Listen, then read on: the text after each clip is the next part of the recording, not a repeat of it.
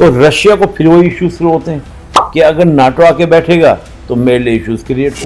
तो कजाकिस्तान है, आपका यूक्रेन है, इन सब देशों ने अपने जो वेपन थे उनको क्या सरेंडर कर दिया। तो अब ये दो प्लान उन्होंने रखे जेलेंस्की के सामने कि हमको ये प्लान भी कराओ। उसके बाद फिर जाके बोलते हैं यूक्रेन पार्लियामेंट में पास भी करवाते हैं इस विक्ट्री प्लान को, वहाँ यूक्रेन की पार्लियामेंट पास भी हो जाता है। अब एक तो बंदा ये विक्ट्री प्लान लेके घूम रहा है और ऊपर से पीएम मोदी को क्या कह रहे हैं कि पीस कर दो। What is this? मजाक कर रहे हो? अब भाई साहब को ये नहीं पता जेलेंस्की साहब को कि चाहे वो आपका जर्मनी हो, चाहे वो स्पेन हो, चाहे वो फ्रांस हो, चाहे वो ब्रिटेन हो, सब के सब भाई आप यूरोप की अगर बात करते हैं 3-4 क्या हम रशिया को ये गारंटी दे सकते हैं कि यूक्रेन नाटो का पार्ट नहीं बनेगा? नमस्कार, बहुत स्वागत है आप सभी का। मैं हूं आपके साथ चेतन पाठक और आप सभी देख रहे हैं एनएमएफ न्यूज। आज के इस खास बातचीत में, खास पॉडकास्ट में हम चर्चा करने वाले हैं जेलेंस्की को लेकर। जेलेंस्की जो कि यूक्रेन के राष्ट्रपति हैं और इन दिनों खूब चर्चा में हैं क्योंकि उन्होंने हाल ही में प्रधानमंत्री नरेंद्र मोदी का जिक्र किया कि वो रूस से जो उनकी लड़ाई चल रही है पिछले काफी लंबे समय से, वो सिर्फ प्रधानमंत्री नरेंद्र मोदी ही रुकवा सकते हैं, यानी कि मध्यस्थता जो है पीएम मोदी ही करवा सकते हैं। अब ये इंटरव्यू दिया, लेकिन इससे पहले जेलेंस्की ने जो किया था उससे उनकी इस बातचीत में बहुत ज्यादा फर्क नजर आ रहा है, क्योंकि इससे पहले उन्होंने अपनी पार्लियामेंट में नाटो के पास, खासकर अमेरिका के पास, विक्ट्री प्लान जो है वो पेश कर दिया था। विक्ट्री प्लान किस चीज का? विक्ट्री प्लान रशिया से जीतने का। जी हां, वो रशिया जिसके सामने कहीं ना कहीं यूक्रेन टिकता हुआ नजर तो नहीं आ रहा, लेकिन फिर भी लड़ाई लड़ रहा है अमेरिका के दम पर। अब विक्ट्री प्लान वो रख रहा है और दूसरी तरफ ये चाहता है कि पीएम मोदी जो हैं वो इस जंग को रुकवा दें। इस पर ही आज हम बातचीत करने वाले हैं और समझने वाले हैं जेलेंस्की का दोहरा मापदंड आखिर क्या है, ये दोहरा चरित्र क्या है। एक तरफ वो ये कहते हैं कि मैं रूस को हरा दूंगा, उसका विक्ट्री प्लान वो तैयार कर चुके हैं। एक तरफ पीएम मोदी से चाहते हैं कि पीएम मोदी इस जंग को जल्द से जल्द रुकवा दें और वही रुकवा सकते हैं। हमारे साथ बेहद खास मेहमान इस चर्चा में जुड़े हैं। निपुण जी शिक्षाविद हैं, लेखक हैं, विदेश मामलों के जानकार हैं, बारीकी से हमें समझाते हैं कि आखिर दुनिया में क्या हलचल चल रही है। और आज हम इन्हीं से समझेंगे रूस यूक्रेन मुद्दे को भी और ये भी कि आखिर जेलेंस्की का ये दोहरा चरित्र है क्या। निपुण जी बताइए, आखिर क्या चल क्या रहा है, ये सब जेलेंस्की के मन में आखिर है क्या? देखिए, एक जब हम फॉरेन पॉलिसी की बात करते हैं, किसी भी कंट्री की बात करते हैं, तो कोई भी देश जब अपनी फॉरेन पॉलिसी को बनाता है तो उसमें बहुत सारे फैक्टर्स में मायने करते हैं। और जब हम यूक्रेन की बात करते हैं, खासतौर से यूक्रेन के बारे में जो चर्चा करें, यूक्रेन और जॉर्जिया, ये दोनों की अगर आप लोकेशन देखेंगे तो ये जो लोकेशन है रशिया के लिए स्ट्रैटेजिकली और इकोनॉमिकली दोनों ही क्या है बहुत ही इंपॉर्टेंट बनता है। किसके लिए? रशिया के लिए। क्यों बनता है? अगर आपको रशिया को आप देखें तो रशिया को जब आप देखते हैं तो जो आपका ईस्ट वाला रशिया है उधर आपका क्या है, जनसंख्या नहीं है, लोग नहीं रहते हैं, काफ़ी कोल्ड रहता है, माइनस टेम्परेचर 50 तक पहुंच जाता है। कई सिटीज़ तो रशिया कैसे -50 तक पहुंच जाता है। तो उधर का जो पूरा उसका ओशन होता है वो आपका पूरा ब्लॉक हो जाता है। थोड़ा बहुत गर्मियों में खुलता है, वो भी महीना भर के लिए मुश्किल से खुलता है। बाकी उसका जो पूरा आप देखेंगे जो उसका पॉपुलेशन वाला एरिया है वो यही पूरा बेल्ट आपका बैठता है। और अगर हम देखें रशिया को, तो रशिया का केवल जो आपका वेस्ट वाला एरिया, यानी जो आपका यूरोप से उसका टच होता है, वहाँ वो 2-3 आपका ब्लैक सी से उसका थोड़ा बहुत आपको रीच मिलता है, या थोड़ा बहुत 1-2 सी से और मिल जाता है। बाकी उसका आप जो एरिया देखेंगे वो सारा का सारा उसका क्या है, एक तरह से मैं उसको बोलता हूँ लैंडलॉक स्टेट, कि बाकी सब जगह उसका लैंडलॉक हो जाता है। और देखिए जो 90s में जितने हम ये तान की बात करते हैं, अफगानिस्तान पाकिस्तान को छोड़कर कजाकिस्तान, किर्गिस्तान, उज्बेकिस्तान, जितने तान हैं, इनकी अलग होने की एक वजह मुख्य ये भी थी क्योंकि यहाँ पर रशिया जो था सप्लाई नहीं करा पाता था अपने अच्छे से, एक इंटरनेशनल रूट के साथ लिंक नहीं कर पाता था। तो ये हमने समझा कि रशिया के लिए, चाहे वो हम स्ट्रेटजिकली बात करें या आप इकोनॉमिकली बात करें, इकोनॉमिकली मैंने ट्रेड रूट के बारे में कहा, अब हम स्ट्रेटजिकली बात करें। मैं जब ये बात बोलता हूँ कि रशिया को क्यों तकलीफ नहीं होगी, इसका मैं एक एग्जाम्पल आपको देता हूँ, इससे आपको एकदम क्लियर हो जाएगा तकलीफ होना लाजमी है। अगर चीन आके बैठ जाए नेपाल के अंदर, तो मुझे आप बताइए क्या एज ए इंडियन हमें अपनी सॉवरेंटी और अपनी सिक्योरिटी को कंसर्न होगा या नहीं होगा? बिल्कुल। अगर 1950 में चीन तिब्बत को ऑक्युपाइड ना करता और अपने एम्पायर का हिस्सा न बनाता, तो आज ये जो गालवान क्लैश हमारा हुआ, 1962 का वॉर जो हमारा हुआ, 67, 87, जितने कॉन्फ्लिक्ट, 2017 डोकलाम, ये कोई भी ना होता। और चीन के पास जो अक्साई चीन और दूसरा जो अरुणाचल प्रदेश के ऊपर, जिसको सदर्न तिब्बत का पार्ट बोलता है, वो ना बोलता। और अगर नेपाल भूटान बैठ जाता है, यानी कि हमारा पूरा का पूरा बॉर्डर क्या होगा, ये अनसेफ हो जाएगा। तो जब हम नेपाल भूटान की स्थिति देखें तो इसको हम लोग बोलते हैं इंटरनेशनल रिलेशन में बफर स्टेट। बफर स्टेट उसको कहा जाता है कि जो दो महाशक्तियों के बीच में हो। तो अगर आप यूक्रेन की पोजीशन को देखें, लोकेशन को देखें, और एक कंट्री और जॉर्जिया, इन दोनों की अगर आप देखें तो दोनों की कंडीशन कैसी है? दोनों ही एक बफर स्टेट है। अब ये क्या है, महाशक्ति यहां पर आपका रशिया और दूसरा आपका अमेरिका। आपके सर अमेरिका तो यूरोप में नहीं है, अमेरिका नहीं है, लेकिन अमेरिका के अलाइज हैं जिसको हम नाटो के नाम से जानते हैं, नाटो। तो अब इनका कोशिश किया थी कि हम नाटो का पार्ट बनाएंगे किसको, यूक्रेन को और जॉर्जिया को। ये दोनों पूरा प्रयास था। यहीं से मैटर शुरू होता है। और मैटर क्या शुरू होता है, 2008 में पहली बार अमेरिका कहता है कि हम यूक्रेन और जॉर्जिया को पार्ट बनाएंगे किसका, नाटो का। इसका मतलब क्या था कि रशिया के बॉर्डर पे आके बैठ जाना किसका, नाटो का, जिससे वो क्या करेंगे, रशिया को ब्लॉक कर देंगे, उसके इकोनॉमिकल इंटरेस्ट को भी, उसके स्ट्रैटेजिकल जो भी इश्यूज हैं उन सबको ब्लॉक कर देंगे। और रशिया को परेशान करने के लिए, तंग करने के लिए, आप देखेंगे यूक्रेन में जितनी भी गवर्नमेंट रही है वो मोस्टली आपका प्रो वेस्ट रही है, प्रो नाटो रही है। एक दो अगर प्रेसिडेंट बन गए, जैसे 2014 में वहां पर एक बड़ा यूरो मैदान प्रोटेस्ट हुआ था जिसमें काफी सारे पुलिस वाले मारे गए थे।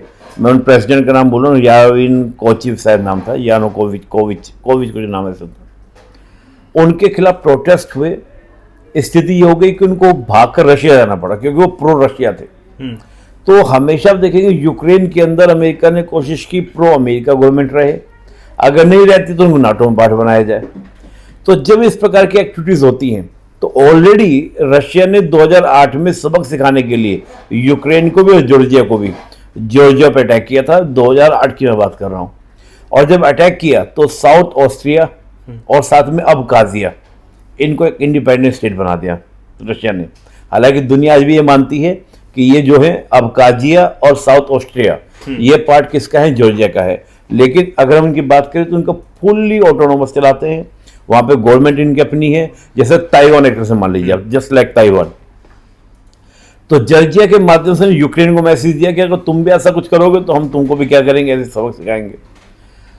2008 के बाद जब जॉर्जिया का हुआ स्थिति ये हुई, फिर होता क्या कि 2013 में यूक्रेन में जो आपका प्रो रशियन गवर्नमेंट थी यानुकोविच की, उसको वहां से क्या कर देते हैं, प्रदर्शन करके, प्रोटेस्ट करके हटा देते हैं।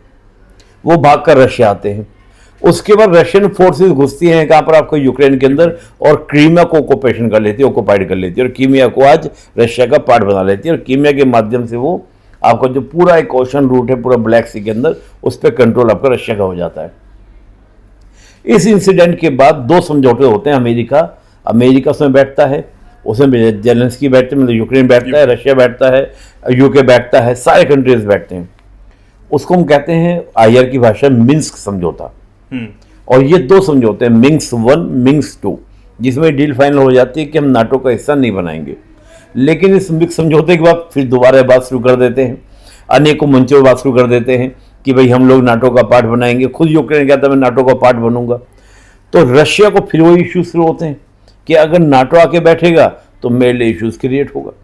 तो उसको लेकर ही पूरा ये जो घटनाक्रम है नाटो को लेकर। अब आपने जो बात बोली कि जो यूक्रेन के प्रेसिडेंट जेलेंस्की ने एक प्लान इंट्रोड्यूस किया, और वो इंट्रोड्यूस कहाँ किया, जो बाइडेन से मिलने के लिए हो गए, उनको जाके बोले कि मैं एक विक्ट्री प्लान लेकर आया हूं कि मैं रशिया को ऐसे मारूंगा, ये करूंगा, वो करूंगा।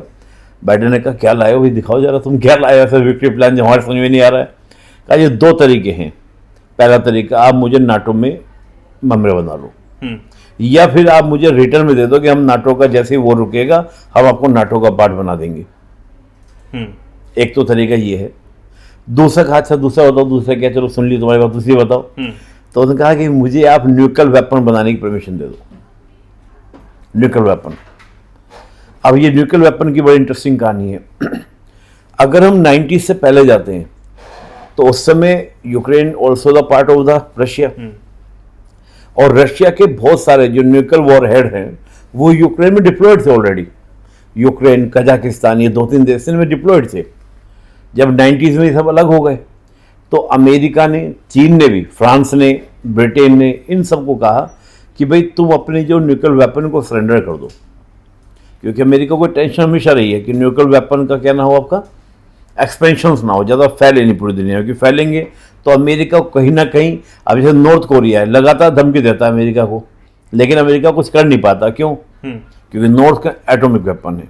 अब एटॉमिक वेपन क्या, तो मास डिस्ट्रक्शन से होता है, बोल वेपन ऑफ मास डिस्ट्रक्शन, ये ज़्यादा बड़ी संख्या में लोगों को मारते भी हैं और बहुत सारे नुकसान पहुंचाते हैं। जैसे हमने आज तक ये देखा है हिरोशिमा नागासाकी, तो वो आज तक हम लोग याद करते हैं।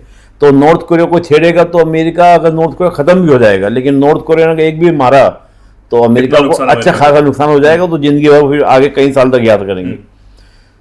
तो ये इनको क्या भाई आप सरेंडर करो, इन्होंने कहा सर सरेंडर तो कर दें, लेकिन हमारी सिक्योरिटी का क्या होगा, रशिया से हम अलग हुए, रशिया फिर हमको मिलाएगा।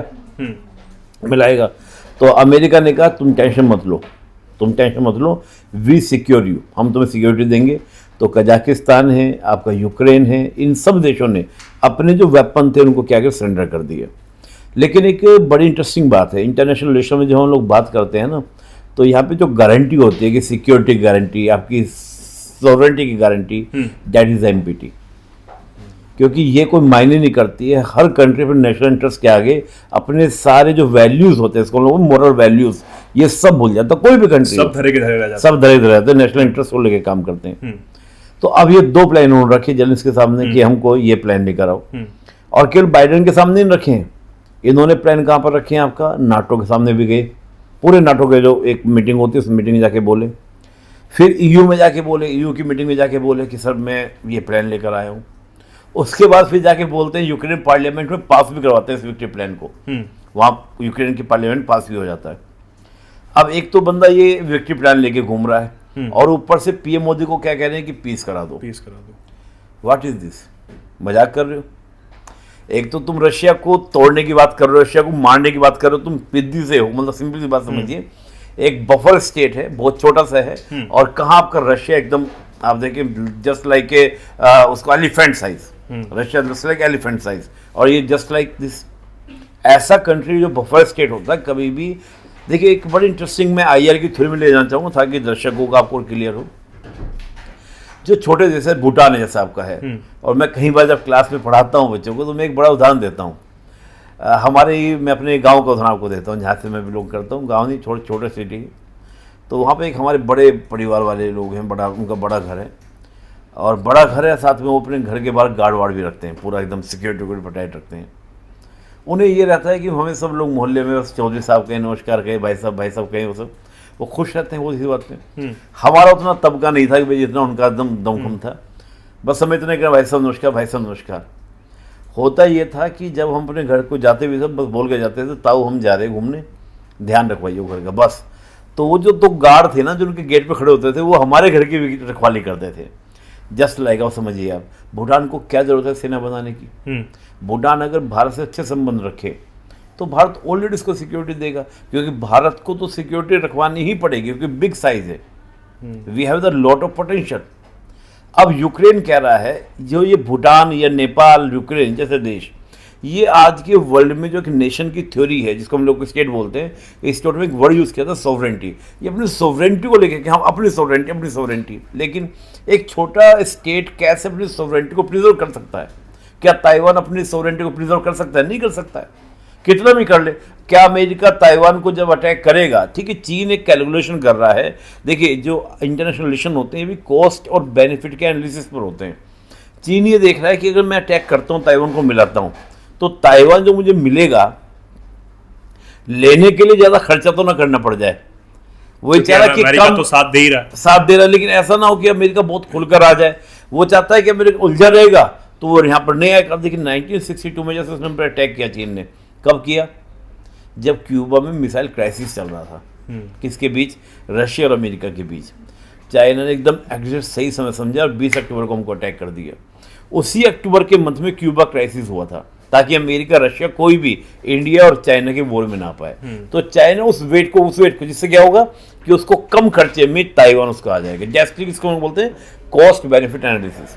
ये तो रही चीन की चाल, लेकिन जो हम बात कर रहे हैं अभी, जिस तरीके से जेलेंस्की ने जो दो दोहरा मापदंड जिसे हम कह रहे हैं, दोहरा चरित्र, एक तरफ वो प्लान पेश करते हैं अमेरिका के सामने भी, नाटो के सामने भी, पार्लियामेंट में पास करवा लेते हैं, और इधर पीएम मोदी से कह रहे हैं कि आप जंग रुकवाइए। तो वो दो अपने पास दो ऑप्शन लेके चल रहे हैं कि अगर अमेरिका साथ नहीं देता है, नाटो में नहीं मिलते, तो पीएम मोदी हैं ही। नहीं, वो नहीं है। मैं आपको इंटरेस्टिंग बताता हूँ बात। ये अभी इससे भी आगे चलते हैं थोड़ा सा। तो पहले तो बात है कि जो दोनों प्लान क्या अमेरिका मानेगा, नाटो मानेगा, नहीं मानेगा। पहला प्लान ये है कि नाटो को अगर तुमको मेंबर बनाते हैं तो उसका मतलब क्या होगा, सीधा सीधा थर्ड वॉर का स्टार्ट हो जाना।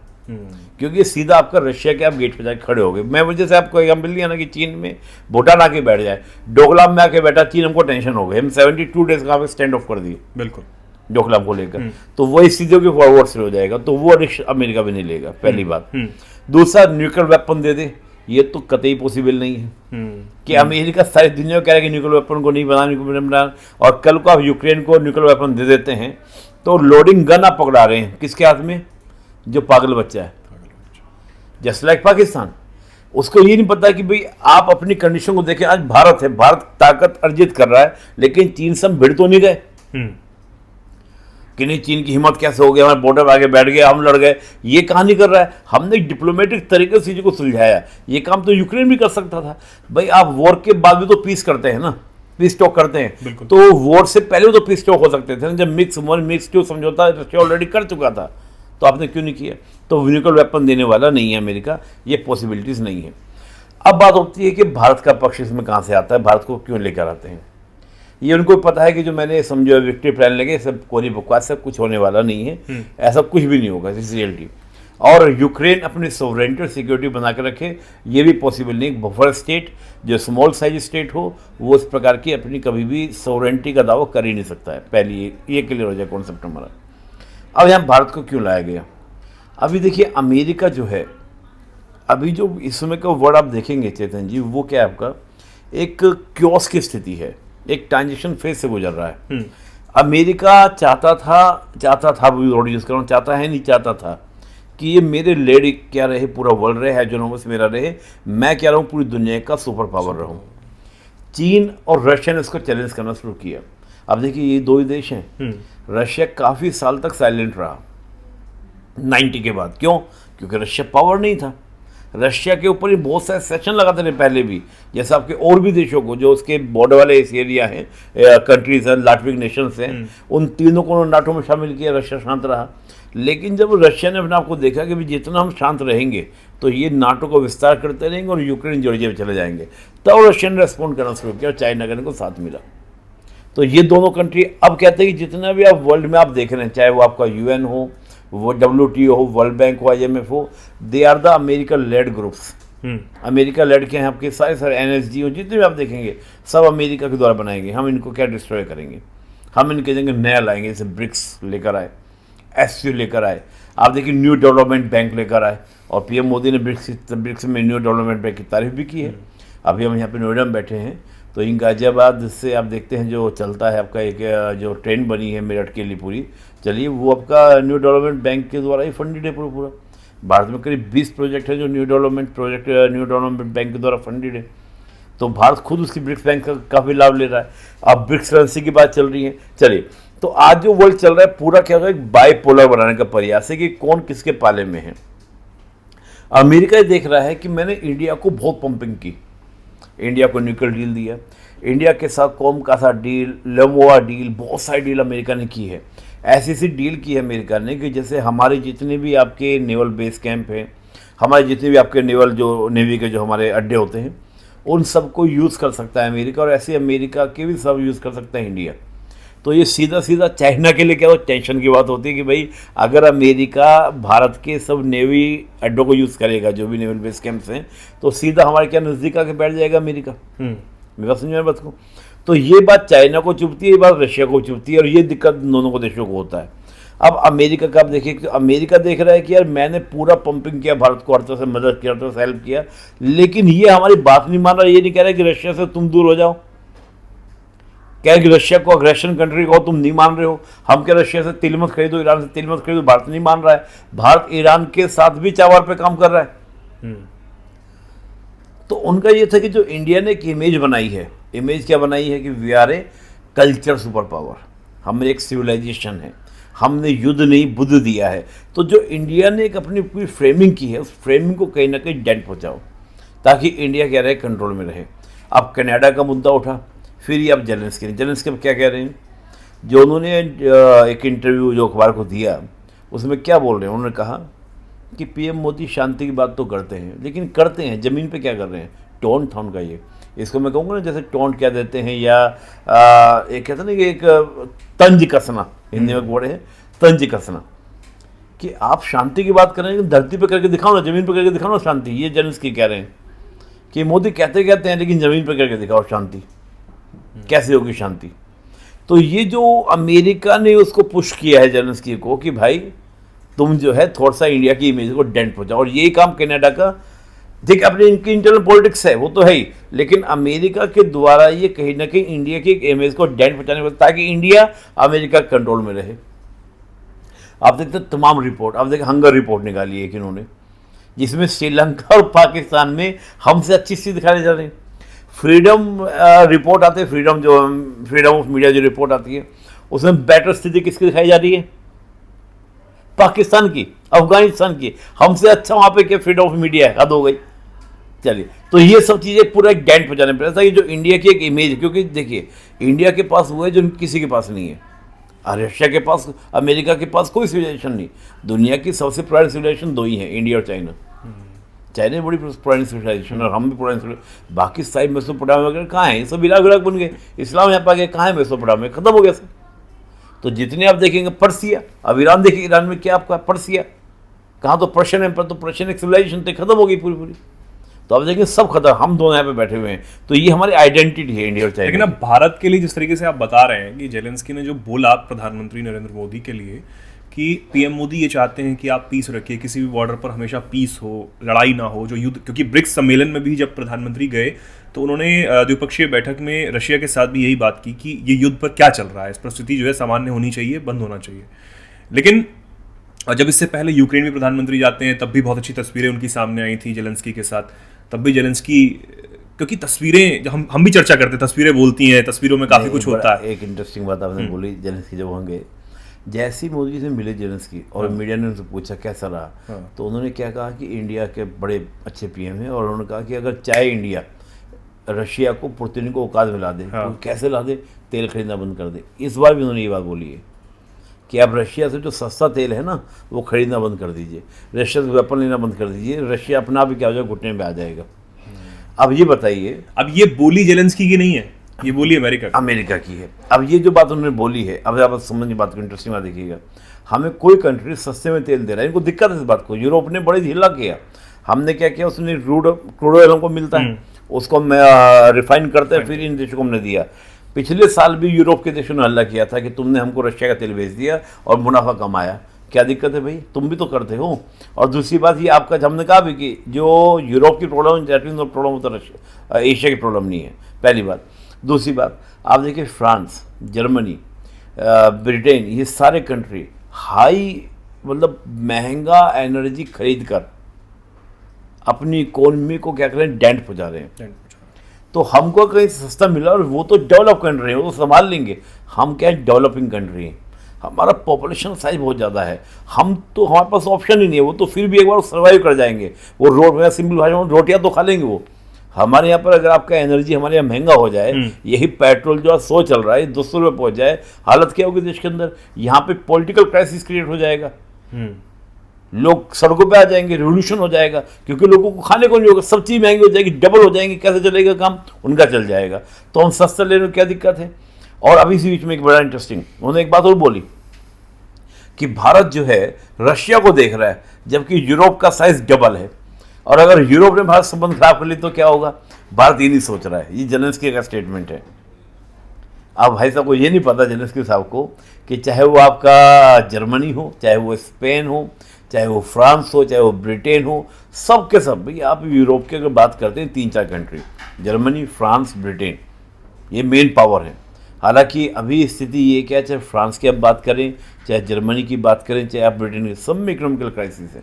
और आप देख रहे होंगे जब ऋषि सुनाक जो बनाए गए ब्रिटेन के अंदर, उनको भी इसलिए बनाया गया था स्पेशली, जो कंजर्वेटिव पार्टी है, कि ताकि वो इंडिया के साथ डील करा ले हिंदू कार्ड खेल कर। अब ये एक बड़ी कहानी कभी फुर्सत से बात बताऊंगा कि ऋषि सुनाक कैसे वहाँ पे लेबर पार्टी, कंजर्वेटिव पार्टी का कैसे चलता है रोल। अब ये यूरोप के कंट्री, जर्मन है, जर्मन ने हमसे डील की, हमारे साथ सबमरीन बना रहे हैं, प्रोजेक्ट काम कर रहे हैं। स्पेन हमारे साथ एयरक्राफ्ट बनाने की बात कर रहा है। उधर आप देखिए फ्रांस हमको राफेल। और जब हम किसी के साथ, देखिए इसके अंदर बड़ा इंटरेस्टिंग बताता हूँ आपको, एक रिलेशन होता है इकोनॉमिकल रिलेशन किसी कंट्री के साथ। ये वैसे रिलेशन है कि मैं किसी दुकान पे गया, मुझे उसने अच्छा व्यवहार किया तो मैं दोबारा जाऊँगा, नहीं किया बराबर दूसरी दुकान दूसरी चला जाऊँगा। लेकिन जो स्ट्रेटजिक रिलेशन होता है वो ऐसा नहीं होता। हमने अगर फ्रांस से राफेल खरीद लिया तो 10 साल की कम से कम डील की होगी, 20 साल की डील की होगी।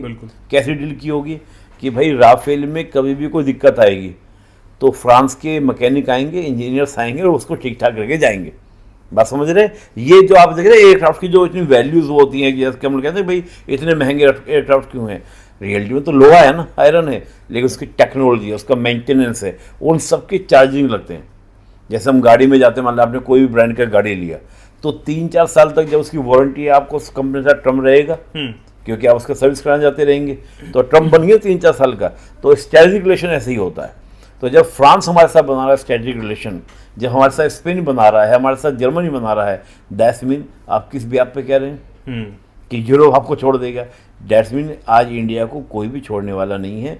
इंडिया एक ग्लोबल पावर की तरह है और इंडिया का बड़ा मार्केट है। इंडिया इस सम ग्रोइंग इकॉनमी है, इज अ रियलिटी। ये कोई मैं एज ए इंडियन तारीफ नहीं कर रहा हूँ इंडिया की, आप डाटा में देख सकते हैं ना कि सबसे वर्ल्ड में सबसे ज़्यादा इसमें ग्रोथ किसकी इकोनॉमी कर रही है, इंडिया। भारत के पास में यूथ है, भारत के पास में आज इंफ्रास्ट्रक्चर हम लोग तैयार कर रहे हैं, कितनी डिमांड है। अभी जो स्पेन के साथ क्या हुआ आपने देखा, एक वीडियो वायरल हुआ है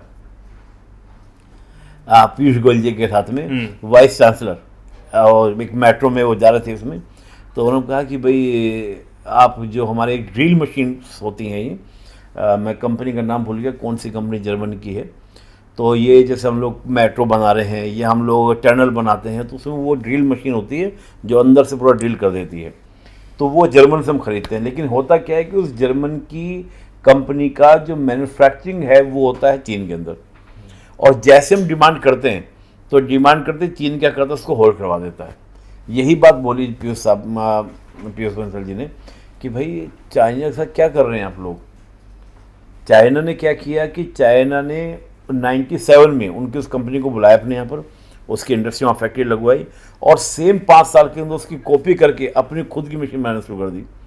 और वो क्या करता है कि जैसी जर्मन अपनी, हमने मान लो जर्मन की कंपनी से कहा कि भैया ये हमको 10 मशीन भेज दो, तो चाइना क्या करता है उसके ऊपर टैरिफ लगवा देगा, उसको जर्मन की मशीन को जाने नहीं देगा।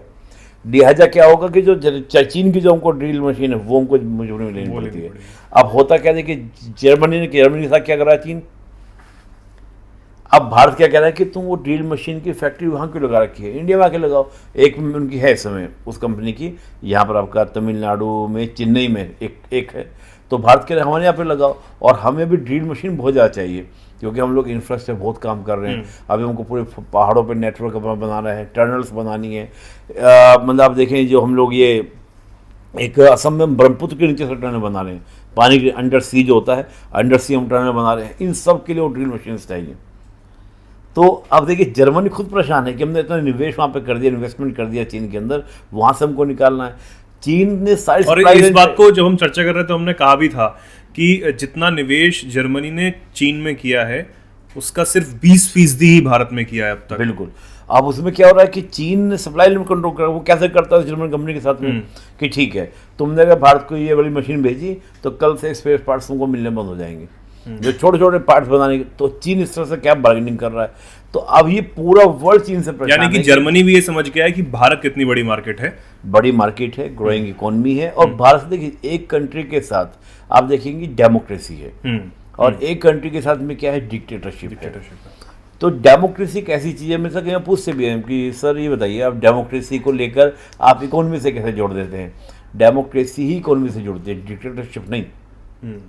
डेमोक्रेसी क्या होती है, डेमोक्रेसी आपको फ्रीडम देती है, डेमोक्रेसी क्या करती है, आपको स्टेबिलिटी देती है।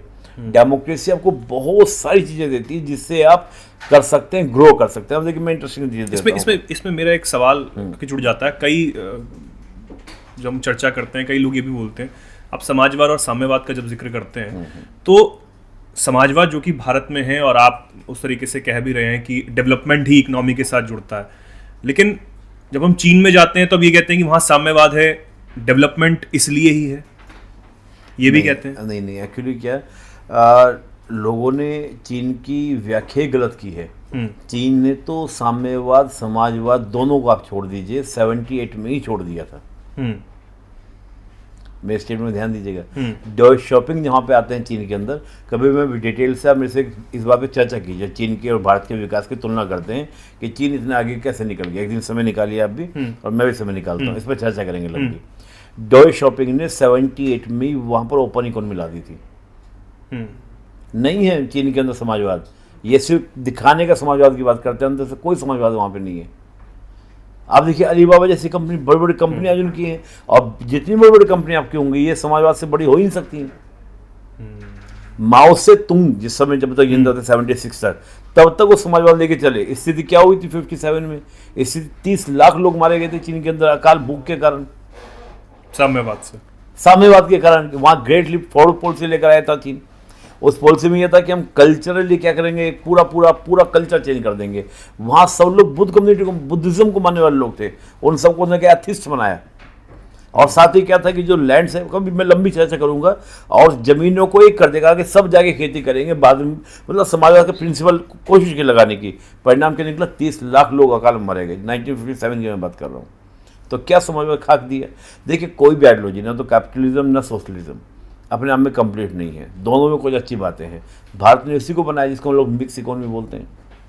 अब हम लोग क्योंकि इस पर चर्चा कर रहे हैं, मैं ये सवाल आपसे ये भी रहेगा ब्रिक्स को लेकर। ब्रिक्स में क्योंकि जब एक तस्वीर बहुत ज़्यादा वायरल हो जाती है जिसमें रशिया के राष्ट्रपति जो हैं पुतिन होते हैं, प्रधानमंत्री नरेंद्र मोदी होते हैं, और इसी के साथ चीन के शी जिनपिंग साहब भी होते हैं, वो तस्वीर जब होती है वायरल और पुतिन साहब कुछ कहते हुए नजर आते हैं बीच में, तो उस वायरल तस्वीर के साथ खूब खबरें चलती हैं। हमने भी उस पर चर्चा की थी कि क्या ये तिकड़ी आने वाले समय में जो फोकस, जो सेंटर रहता है हर चीज का पश्चिमी देशों के पास, अमेरिका के पास, जो दुनिया से चलाने की बात करते हैं। ये सवाल मैंने कई बार, हम लोगों ने इस पर चर्चा की है, मैं चाहूंगा इस पर भी एक, क्योंकि अभी जेलेंस्की वाले मुद्दे से अगर इसे हम जोड़ें तो ये जो तिकड़ी है, क्या ये आने के बाद अगर एक साथ आते हैं और बहुत ज्यादा घनिष्ठ चीजें हो जाती हैं, चाहे कहें कि रशिया की वजह से ही हो, तो क्या सारी चीजें सेंटर फोकस एशिया में हो जाएगा, दुनिया यहां से चलने लगेगी? देखिए क्योंकि ये जिस तरीके से बढ़ रहे हैं, और फिर जेलेंस्की जो बयान दे रहे हैं कि मेरे पास एक खाका तैयार है युद्ध जीतने के लिए, अमेरिका के पास जाते हैं, तो भारत के खिलाफ जो बोलते हैं फिर तो यहां आना पड़ेगा। एक छोटा सा मैं आपको एग्जाम्पल देता हूँ चेतन जी। हम जो भी शॉप खुलेगी, कोई फैक्ट्री खुलेगी, कहाँ पर खुलेगी? जहाँ पे लोग ज़्यादा होंगे। आप नोएडा में बैठे हैं, एकदम गांव देहात में जाके, जहाँ मतलब कोई लोग दूर दूर तक नहीं, 10-10 किलोमीटर लोग नहीं है, वहाँ जाके कोई दुकान खोल के बैठ जाए, चलेगी क्या? नहीं चलेगी ना। अब भारत के पास में जनसंख्या ज़्यादा है, चीन के पास जनसंख्या ज़्यादा है, दोनों देश वर्ल्ड की जनसंख्या करीब 30% लेके बैठे हुए हैं। अब आप बताइए, अमेरिका प्रोडक्ट बनाएगा तो बेचने कहाँ आना पड़ेगा ना। मतलब बहुत सिंपल सी थ्योरी है, इसमें कोई दिमाग। और दूसरी बात, मैं तो हमेशा मजाक बोलता भी हूँ, सबसे ज़्यादा कमीशन कौन करता है? यूथ करता है या ओल्ड पर्सन करता है? कौन करता है? यूथ करता है। बुजुर्ग व्यक्ति ना तो फूड ज़्यादा खा सकता है, ना कपड़े ज़्यादा पहन सकता है, ना उसको दुनिया घूमना एक्सप्लोर करना है, उसके ना कोई सपने भी नहीं है, जस्ट रियलिटी। यूथ होगा, हमारे पास यूथ है, तो यूथ की वजह से इंडिया का मार्केट बढ़ा है। केवल जनसंख्या बड़ी होना मैटर नहीं करता है, जनसंख्या में पॉपुलेशन कौन सी ज़्यादा है, यूथ है या बुजुर्ग है। आज से 30 साल बाद ही जब हमारी जो, और यही चीन की दिक्कत आ गई थी पिछले दिनों, यही दिक्कत थी इनके साथ में। आज जो यूथ है वो कल को बुजुर्ग होगा तो हमारी ऑटोमेटिक डिमांड कम हो जाएगी। आप देखिए, मैं दादा को देखता हूँ तो वो शादी में जाते हैं, सुबह एक सूट पहने और पूरा दिन पूरी रात वही सूट निकाल रहे हैं। अपन लोग जाते थे तो क्या करते थे? 3-3 4-4 हमको कपड़ा समय बदलना है, फिर शूज चाहिए, स्लीपर, मतलब अकॉर्डिंग टू ड्रेस चाहिए, उनको नहीं चाहिए।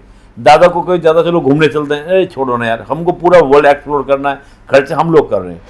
हमको बॉडी सोप भी चाहिए, शैम्पू भी चाहिए, फेस वॉश भी चाहिए, हैंड वॉश भी चाहिए, कंडीशनर चाहिए। दादा को लाइफ बॉय है, जहाँ तंदुरुस्ती है वहाँ दादा लाइफ बॉय में काम निकाल दे रहे हैं। मीन डैट यूथ ज़्यादा। तो इंडिया के पास यूथ है चेतन जी, यूथ एनर्जी भी है, यूथ डिमांड भी है और यूथ ड्रीम भी है। यूथ की आंखों में चमक है, सपने है, चाहता है पूरा करना। तो यूथ होता है सब चीज़ का। इसी कारण क्या आज हमारे पास यूनिकॉर्न्स हैं।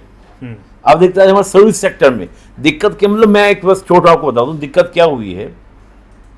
1950 में चीन और इंडिया दोनों की इकोनॉमी में सबसे ज़्यादा पार्टिसिपेशन किसका था? एग्रीकल्चर का था। पॉपुलेशन में लगभग सेम थी, लेकिन हुआ क्या, हमारे यहाँ पॉपुलेशन तो उतनी ही लगी रही, ठीक है ना, बल्कि ज़्यादा। जीडीपी में पार्टिसिपेशन कम है, लेकिन उनका क्या हुआ, उनकी 7% आज समय पॉपुलेशन जो है वो एग्रीकल्चर में लगी है और जीडीपी में योगदान करीब 28% का है। आप समझिए बात को। हमारे यहाँ क्या हुआ, पॉपुलेशन सबसे ज़्यादा एग्रीकल्चर में लगी है, लेकिन जीडीपी में पार्टिसिपेशन कम है। शिफ्ट हो गया। तो हमारे कहीं ना कहीं पॉलिसीज मेकिंग में, अब ये एक लंबी चर्चा का विषय, कभी समय निकालिए, मैं पूरा आपको डीके से लेके चलेंगे 50s में क्या हुआ। बिल्कुल, इंडिया और चाइना 90s तक दोनों साथ साथ चले हैं। बिल्कुल। मेरा बस आखिरी सवाल यही रहेगा कि जो ब्रिक्स की जब हम बात करते हैं, और ब्रिक्स क्योंकि कितना ज़्यादा उभर कर सामने आया वो हमने देखा भी, और कितनी शक्ति उसके पास है ये भी हम देख रहे हैं। तो जेलेंस्की जब ऐसी बातें करते हैं और अमेरिका जब उसको बरगलाने की बात करता है, अमेरिका क्योंकि चीन को भी दबाना चाहता है, चीन चाहता है मैं सुपर पावर बनूं, रशिया से वो पंगे ले रहा है, और इस वक्त क्योंकि चीन को जब वो दबाना चाहता है तो चीन उसके दो दुश्मनों से दोस्ती बनाए बैठा है, रसिया है और अपना ईरान है। तो अगर अमेरिका सुपर पावर है तो उसका दबदबा उतना खत्म होता जा रहा है, इसलिए ही सब भारत के पास आ रहे हैं। सिर्फ मेरा आखिरी सवाल, देखिए आज ब्रिक्स को अगर आप बात करते हैं, ब्रिक्स 30 ट्रिलियन का है आज की तारीख में। हाँ 30 ट्रिलियन। अमेरिका कितना है? करीब 23 से 24 ट्रिलियन का अमेरिका है। तो ब्रिक्स का पावर ज़्यादा हो गया, इकोनॉमी ज़्यादा हो गया। दूसरा आप देखें पॉपुलेशन, करीब 45% पॉपुलेशन ब्रिक्स के अंदर है। हाँ। जो नए मेंबर मिल के जो 10 मेंबर पूरे हो जाते हैं, सऊदी भी इसमें पार्ट बन जाता है। हालांकि जेलेंस्की तो कह रहे हैं सब फेलियर, ये तो फेल हो गया, ब्राज़ील नहीं आया, सऊदी नहीं आया तो फेलियर, उनके कहने से कुछ नहीं, वो तो सब कहेंगे पर अपना प्रेस्क्रिप्शन, सब अपना प्रेस्क्रिप्शन रखते हैं। तो मैं मानता हूँ कि ब्रिक्स एक फ्यूचर है, लेकिन भारत का एक ध्यान रखिए, मतलब मेरा अपना ये व्यू भी है, मैं बताता भी हमेशा, भारत ऐसा नहीं होने वाला है कि एकदम ब्रिक्स के साथ जुड़ जाएगा। भारत मल्टीपोलर में विश्वास करता है। भारत कभी नहीं कहता कि मुझे इसके साथ, भारत कहता है मल्टी एंगेजमेंट। देखिए बड़ी इंटरेस्टिंग पॉलिसी है, इसको समझने वाली बात है। जब हम नेहरू के टाइम में थे तो हम कहते थे नैम यानी कि किसी अलायंस का पार्ट नहीं बनना है, अलायंसों से दूर रहना है, ना तो गुट निरपेक्षता उसको बोलते हैं, ना तो हमको जाना है किसके अंदर, नाटो में जाना है, ना हमको वार्सा में जाना है। आज हम लोग बोलते हैं हमें सब में जाना है।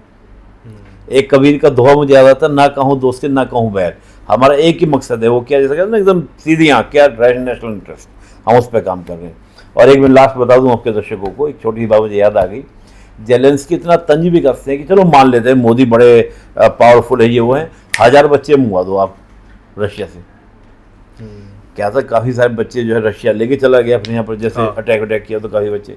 तो उसने कहा है जेलेंस्की ने कि आप 1000 बच्चे मंगवा दो तो हम मान जाएं कि भारत में दम है, मोदी जी में दम है। तो ये क्या कटाक्ष कर रहे हो आप हमारे ऊपर? मतलब आप ये कहना चाह रहे हैं कि हमें दम, तुम्हारी गलतियों से जो कुछ हो रहा है, मतलब मैं स्टूपिडनेस में, जब मुझे समझ, मैं इसको अगर मैं बहुत हल्का बोलूँ तो मुझे लगता है जस्ट लाइक, बस मैं क्या बोलना चाह जेलेंस्की को, मतलब आप कुछ भी बोल रहे हो, कैसे भी बोल रहे हो आप, मतलब तंज कस रहे हो, आपको नहीं पता क्या बोल रहे हो क्या नहीं बोल रहे हो, क्यों लाएंगे हम? अब भाई ठीक है, मैं ये नहीं पुराना प्रोफेशन भूल नहीं पाया ऐसा कि ऐसी ह्यूमैनिटी हमें लगता है 1000 क्या, हम सारे बच्चे ला दें, हम तो चाहते हैं, हम तो पीस की बात कर रहे हैं। वो कह रहे हैं कि इंडिया अगर चाहे तो पीस, भाई न्यूट्रल नहीं हम, जैसे जयशंकर जी ने बोला वी आर हम न्यूट्रल नहीं, हम पार्टिसिपेट करना चाहते हैं, लेकिन पीस की बात तो हमने आज मान चले, रशिया को हमने समझा दिया। मैं छोड़ बोलता हूँ, रशिया ने कहा कि भैया प्लीज मान जाओ, आप युद्ध को रोक दीजिए, रशिया मान गया। क्या हम रशिया को एक गारंटी दे सकते हैं कि यूक्रेन नाटो का पार्ट नहीं बनेगा?